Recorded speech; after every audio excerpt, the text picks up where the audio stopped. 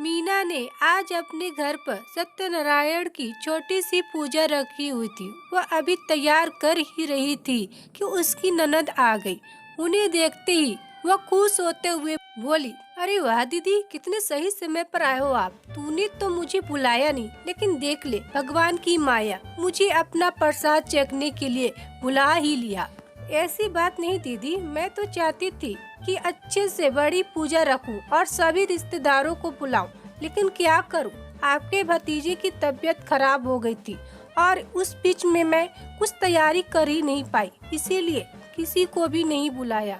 बस हम घर के ही लोग हैं। वह तो पहले से ही पूजा के लिए सोचा हुआ था, टालना सही नहीं लगा, इसीलिए छोटी सी पूजा रख ली। वरना आप ही बताओ, घर में छोटे से छोटा काम में भी हमेशा आपको आगे रखा है।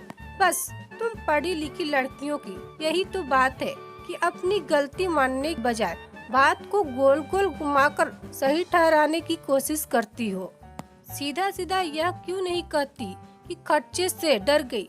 भाई ननद को बुलाती तो कुछ देना ही पड़ता है। वैसे भी मैं तो घर वालों की नहीं, बाहर वालों की गिनती में आती हूँ।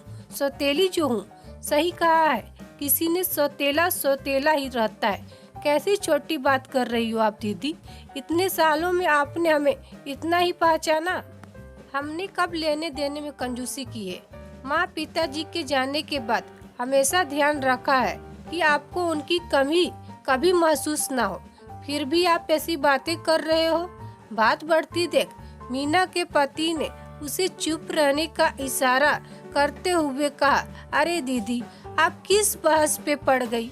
चाय पानी पीकर पूजा की तैयारी करवाओ, पंडित जी आते ही होंगे।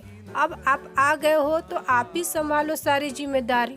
मीना को बुरा तो बहुत लगा, लेकिन वह बात को बढ़ा आज के शुभ दिन अपने मन को उदास नहीं करना चाहती थी।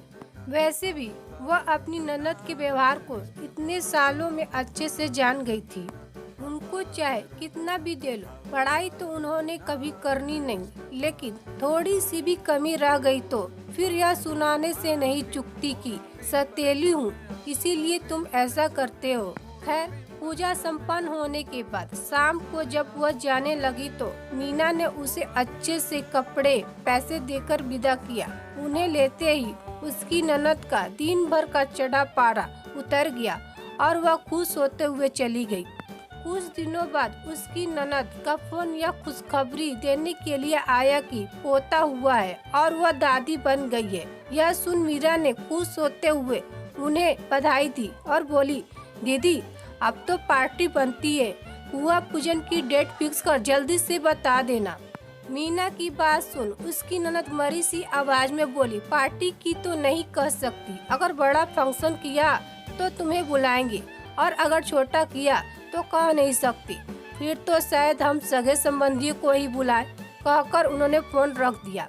उनका जवाब सुन मीना स्तंभ रह गई। 15-20 दिन पहले ही तो जब उसने यह सब कहा तो उसे कितना कुछ सुनाया था उसकी ननद ने, और आज जब अपनी बारी आई तो वही बातें उन्हें सही लग रही है।